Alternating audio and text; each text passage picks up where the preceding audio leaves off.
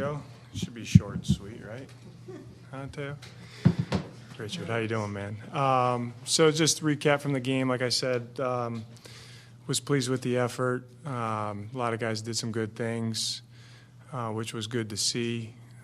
So we had them in today. We got those corrections that were needed, got them coached up. And then, obviously the next 48 hours here going through the cut-down process, the business of the NFL. Probably have that full list for you guys tomorrow night when it comes out. And then we'll work a couple days, and we'll be in the following Monday, bonus Monday, and we'll start on our New Orleans prep. When it comes to making those cuts, how tough is it emotionally? Because you know how hard these guys have worked. Yeah, it's tough. It's tough, and we got really good guys that pour a lot into this thing, so it's hard. It is. The human side to you, and like I said, they sacrifice a lot, and they're all team guys, so it's not like you're dying to get anyone out of the building. You know what I mean? I wish we could keep them all, but you just can't. Have you started yet? Yeah, we're kind of in the process. When you've talked a lot about how much you've liked the development of a lot of the players during this camp, with the cornerback specifically, how do you measure kind of like, we've developed them well, but are they on the level that we need them if they had to like jump in and play right now? Like, how do you kind of full body of work, but that's how you kind of look at it with all our players, and obviously roles will be defined here next week. But it's up to everybody to keep improving. Player development never goes away. And from my standpoint too, it's hard during the season because you start getting into game planning and schematics and schedules and all this stuff, and you really got to make sure that you keep your finger on that guys are developing. You got to keep getting better as the season goes, because whatever your role is, that can change real fast. So everybody, though, that we end up keeping or on a practice squad, we feel good about with some type of role. But to say that that's what it is, I don't think it's that. It should our guys should try to increase it every week. Coach, were there some position groups that are harder to make those cuts than others this week? They're all hard, truthfully, Craig. They're all hard. We got a lot of good football players, a lot of good guys. So we'll do what's best for the team. Have you reached a decision yet on whether Walter will start on IR? Not quite. We'll see. What goes into that decision? His health. That's the health is always first with all of our guys. So we got a couple guys nicked up. So we'll just see kind of how it all falls together.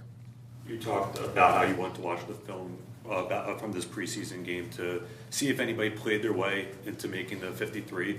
Did some players tilt the scale a little bit? Yeah, I understand the question, Zach. I think that's one evaluation tool for us, so all three games, if you look at the body of work of that, if you look at the body of work from practice, from the joint practice. So some guys, I was very pleased with some guys stepped up and played good ball, though. You're looking at the guys like Nolan on PUP, and you have to consider, like, if you carry them into the season, that's 4 weeks, and then maybe another 2-3 weeks.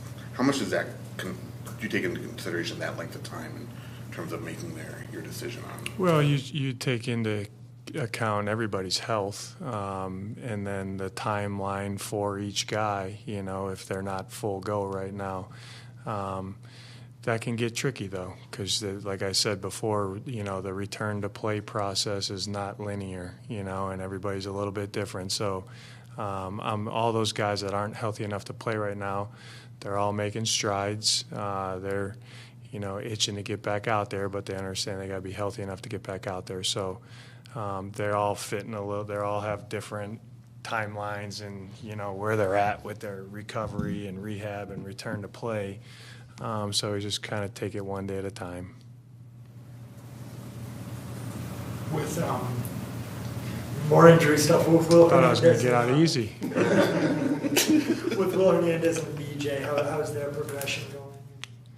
Is there a chance that they'll be able to make that initial? I honestly, I'm not sure. I know they're doing well. All our guys right now, I kind of put them all into one bucket.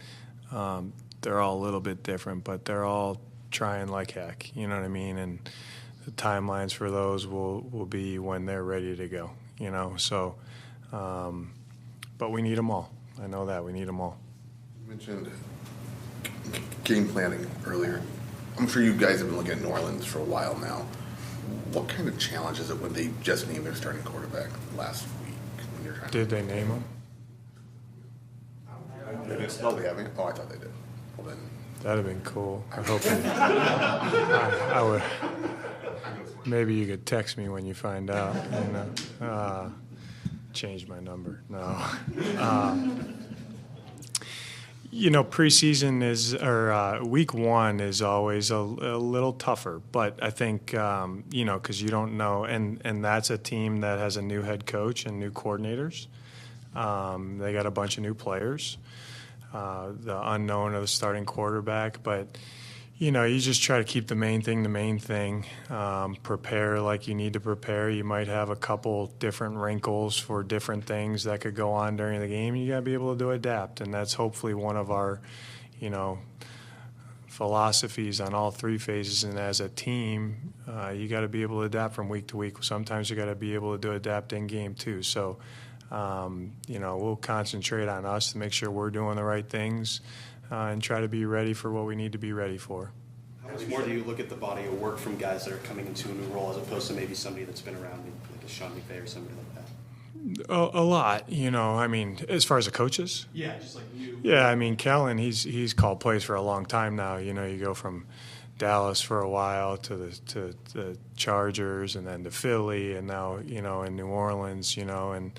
Coach Nussmeier is a really good coach. His OC has been his quarterback coach for a long time. He's had really good players. You know, you look at Brandon Staley, you know, with the Rams and then the Chargers, and then he was in San Francisco last year, and now he's, you know, with New Orleans. So I'm sure they'll have wrinkles too. They're both there. That's a smart, good coaching staff, very smart. All those guys on that staff, Kellen did a good job putting it together. Especially at the time that he got it after the Super Bowl, which is challenging. And, you know, they'll be ready to play. We're going to have our work cut out for us. I know that. And plus a hard place to play. Now we're really getting into week one. But hard place to play, and they got good players. They got some premium players. There's no doubt about that. So we'll have our challenge cut out for us. Having said that, how nice is it to be at this point in the season where you know, preparing for a real game and yeah, I mean, you kind of, I don't want to say catch your second wind here, but you know, this is kind of, you know, you kind of put the bow on preseason with the games there with the third game. You know, you will take a look back quickly this week and kind of evaluate it while it's fresh. You know, a lot of things we changed. Do we like it? You know, the proof will be in the pudding. But I know this: we're pretty healthy. I feel good about the development, and I feel really good about roles being defined. So that was kind of the goal for me, the 3 goals in camp. Could we always have a guy take a little bit bigger jump? Yes. Could we always be a little bit healthier? Yes. Could roles be defined a little bit more? Yeah, probably. But I feel with those 3 aspects of, you know, from the start of training camp a month ago, I feel pretty good about it. So, but now it's there's still a lot of work to do before week one.